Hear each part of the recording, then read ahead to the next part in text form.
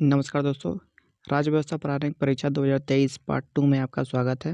इसके पहले का पार्ट 1 मैंने अपलोड कर दिया, आप लोग जा करके देख सकते हैं। आइए वीडियो को शुरू करते हैं। इसका पहला प्रश्न पूछा है, निम्नलिखित में से कौन सा प्रावधान संविधान का भाग सही सुमेलित नहीं है। इस प्रश्न को हम लोग एलिमिनेट करके भी कर सकते हैं। पहला पूछा है इसमें राजभाषा, तो राजभाषा किस आर्टिकल में बताया गया है, तो राजभाषा बताया गया है भाग। इस प्रश्न को हम लोग एलिमिनेट करके भी कर सकते हैं। आइए देखते हैं क्या क्या इसमें पूछा है। इसमें पहला है राजभाषा, दूसरा संघ राज्य क्षेत्र, तीसरा अनुसूचित और जनजाति क्षेत्र और अधिकरण। तो इसमें इसका राजभाषा ये सही दिया है 17, संघ क्षेत्र भाग 8 ये भी सही है, अनुसूचित जनजाति क्षेत्र भाग 10 ये भी सही है, अधिकरण भाग 11 इसका सही आंसर होगा 14A, डी इसका सही आंसर हो जाएगा, इसमें मिस्टेक है। और अधिकरण बताया गया है 14A में, आर्टिकल 14A में बताया गया है अधिकरण। अगला प्रश्न इसका, पंचायतों में समस्त चुनाव का संचालन करता है। इसके ऑप्शन है ए निर्वाचन आयोग, बी राज्य निर्वाचन आयोग, सी राज्य व्यवस्थापिका, चौथा पंचायती राज आयोग। भारत का निर्वाचन आयोग, बी राज्य निर्वाचन आयोग, सी राज्य व्यवस्थापिका और डी पंचायती राज आयोग। तो इसका सही आंसर हो जाएगा बी, इसका सही आंसर हो जाएगा राज्य निर्वाचन आयोग। इसके बारे में कुछ जान लेते हैं हम लोग। अनुच्छेद 243 T1 के अनुसार पंचायतों में ये प्रावधान दिया गया है। अनुच्छेद 243 ए का 1 के अनुसार नगर पालिकाओं के चुनाव के लिए प्रावधान दिया गया है। निर्वाचन नामावली तैयार कराने और इसके निर्वाचनों के संचालन का अधीक्षण, निदेशक और नियंत्रण राज्य निर्वाचन आयोग में निहित होगा। आगे बढ़ते हैं। अगला प्रश्न इसका, पंचायती राज पर आयोग मेहता समिति प्रतिवेदन 1977 की प्रमुख सिफारिशों के संदर्भ में निम्नलिखित कथनों में कौन सा सही है। तो इसमें पहला बताया गया है, पंचायती राज के 3 स्तरीय व्यवस्था के स्थान पर द्विस्तरीय व्यवस्था होनी चाहिए। दूसरा है, राज्य स्तर के नीचे पर्यवेक्षण हेतु खंड को विकेंद्रीकरण का प्रथम बिंदु माना जाता है। इसके ऑप्शन है ए पहला दूसरा, बी केवल 1, सी केवल 2 और डी ना तो 1 ना तो 2। तो इसका सही आंसर हो जाएगा बी केवल 1। 1977 में ये प्रावधान लाया गया था और 1978 में ये लागू हुआ था। 1978 में लागू हुआ था।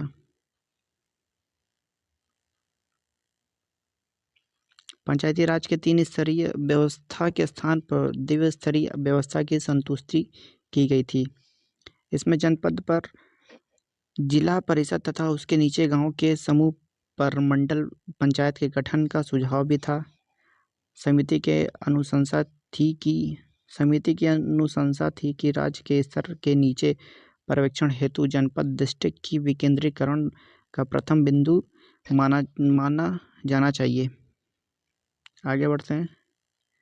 अगला प्रश्न इसका, निम्नलिखित घटनाओं पर विचार कीजिए तथा इन्हें सही क्रमानुसार में व्यवस्थित कीजिए, सबसे पहले लेकर आखिरी गतिविधि तक। ठीक है, देख लेते हैं इसमें इसका ऑप्शन क्या है। पहला ऑप्शन है इसका, प्रारूप समिति की नियुक्ति। दूसरा, भारतीय संविधान को अंगीकृत और अधिनियमित किया। सी भारतीय संविधान के प्रवर्तित होने की तिथि। डी संविधान सभा की प्रथम बैठक। इसके ऑप्शन है ये, इसका सही आंसर हो जाएगा। इस प्रश्न को एलिमिनेट करके भी कर सकते हैं हम लोग। तो सबसे पहले देखते हैं कि कौन सी सभा, कौन सा बैठक सबसे पहले लागू हुआ था। तो पहला देखते हैं ये कब लागू हुआ था। प्रारूप समिति की नियुक्ति ये कब लागू हुई थी? 1947। ये लागू हुआ था 1949। ये लागू हुआ था 1950 और ये लागू हुआ था 1946 को। तो इसमें देख लेते हैं सबसे पहला 1946। तो इसमें देख लेते हैं कौन सा सही है। तो इसका पहला वाला आंसर सही है बिल्कुल। सबसे पहले हुआ था संविधान सभा की प्रथम बैठक 1946 में हुआ था। फिर भारतीय संविधान के प्रवर्तित होने की तिथि 1950 को। भारतीय संविधान को अंगीकृत और अधिनियमित किया 1949 में किया गया था। और प्रारूप समिति की नियुक्ति 1947 को की गई थी। तो ये इसका सही आंसर हो जाएगा। आगे बढ़ते हैं। अगला प्रश्न इसका, भारत के उपराष्ट्रपति का निर्वाचन जिसे सर्वोच्च न्यायालय द्वारा शून्य घोषित किया गया है के संदर्भ में निम्नलिखित में से कौन सा कथन सही है? तो इसमें दिया है पहला, उपराष्ट्रपति के रूप में इस प्रकार की घोषणा से पूर्व उसके द्वारा किए गए विधि मान्य होते हैं। दूसरा, उपराष्ट्रपति के रूप में इस प्रकार की घोषणा होने के दिन उसके द्वारा किए गए कार्य विधि मान्य नहीं होते हैं। इसका ऑप्शन है ए दो दोनों, केवल एक, केवल दो, ना तो एक ना तो दो। तो इसका सही आंसर हो जाएगा ए, इसका सही आंसर हो जाएगा। उपराष्ट्रपति के रूप में इस प्रकार की घोषणा से पहले उसके द्वारा किए गए कार्य विधि मान्य होते हैं। आगे बढ़ते हैं। अगला प्रश्न इसका, भारत के एक राज्य में विधान परिषद के गठन के संदर्भ में निम्न में से कौन सा कथन सही है? इसमें पहला दिया है, एक विधान परिषद में उस राज्य की विधानसभा की कुल सदस्य संख्या के 1/3 से अधिक सदस्य नहीं हो सकते हैं। दूसरा, एक राज्य की विधानसभा परिषद में कम से कम 40 सदस्य अवश्य ही होने चाहिए। ऑप्शन है इसके एक और दो दोनों, केवल एक, केवल दो, ना तो एक ना तो दो। इसका सही आंसर हो जाएगा बी, इसका सही आंसर हो जाएगा केवल एक। 171 अनुच्छेद आर्टिकल 171 के अनुसार राज्य की विधानसभा के कुल सदस्य संख्या के 1/3 से अधिक सदस्य नहीं हो सकता है।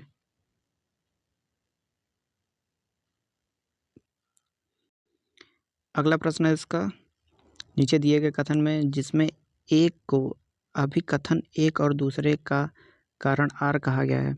अभिकथन एक राष्ट्रपति सांसद का भाग है। आर संसद के दोनों सदनों द्वारा पारित विधेयक राष्ट्रपति की सहमति के बिना कानून नहीं बन सकता। इसके ऑप्शन है ए सत्य है किंतु आर गलत है, ए और आर दोनों सत्य हैं किंतु आर ए की सही व्याख्या नहीं करता। सी, ए गलत है किंतु आर सत्य है, ए और आर दोनों सत्य है और आर ए की सही व्याख्या करता है। तो इसका सही आंसर हो जाएगा डी, इसका सही आंसर हो जाएगा। ए और आर दोनों सही है, यह दोनों बातें सही हैं। राष्ट्रपति संसद का भाग है, ये तो बिल्कुल सही है, ठीक है।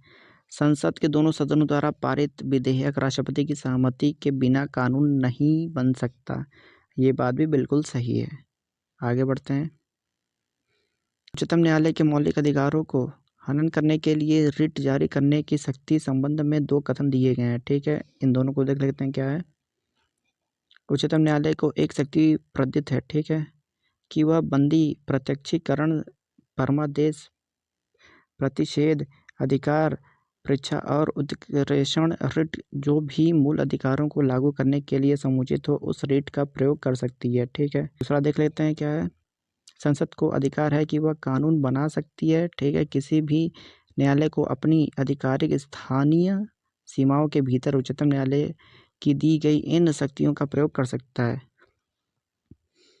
ऑप्शन इसका देख लेते हैं क्या है। ऑप्शन देख लेते हैं, ना तो एक ना तो दो, केवल एक, केवल दो, एक और दो दोनों। तो इसका सही आंसर हो जाएगा, इसका सही आंसर हो जाएगा ए और दो दोनों, क्योंकि ये दोनों बातें बिल्कुल सही है। आगे बढ़ते हैं। अगला प्रश्न इसका, सूची 1 को सूची 2 से सम्मिलित कीजिए तथा सूचियों के नीचे दिए गए कूट से सही उत्तर को चुनिए। इसको हम लोग एलिमिनेट करके भी कर सकते हैं। आइए देखते हैं। अनुच्छेद 324 में बताया गया है निर्वाचन आयोग, 315 में, अनुच्छेद 315 में लोक सेवा आयोग, अनुच्छेद 380 में वित्त आयोग के लिए प्रावधान है और अनुच्छेद 338 इसके लिए ये इसका प्रावधान है राष्ट्रीय अनुसूचित जनजाति। तो इसका सही आंसर हो जाएगा पहला, किस में गया है, चौथे में। अब इसको एलिमिनेट कर सकते हैं, बी में नहीं पहला है, चौथा, डी में भी नहीं है, सी में भी नहीं है, ये है ए, यानी कि पहला ऑप्शन ही इसका सही है। आगे बढ़ते हैं। अगला प्रश्न है इसका, भारत के न्यायवादी के संदर्भ में निम्नलिखित कथनों में से कौन सा सही है। पहला इसमें दिया है, महान्यायवादी के पद पर ऐसे व्यक्ति की नियुक्ति होगी जो उच्चतम न्यायालय का न्यायाधीश की नियुक्ति के लिए अर्हित होगा। ठीक है, दूसरा देख लेते हैं। महान्यायवादी को उसके पद से उसी प्रक्रिया से हटाया जा सकता है जैसे उच्चतम न्यायालय के न्यायाधीशों को। इसमें पहली बात तो बिल्कुल क्लियर है, इसका पहला बात बिल्कुल सही है। महान्यायवादी के पद पर ऐसे व्यक्ति की नियुक्ति होगी जो कि उच्चतम न्यायालय का न्यायाधीश नियुक्त होने के लिए अर्हित होगा। सही बात है बिल्कुल, तो इसका सही आंसर हो जाएगा डी। आगे बढ़ते हैं।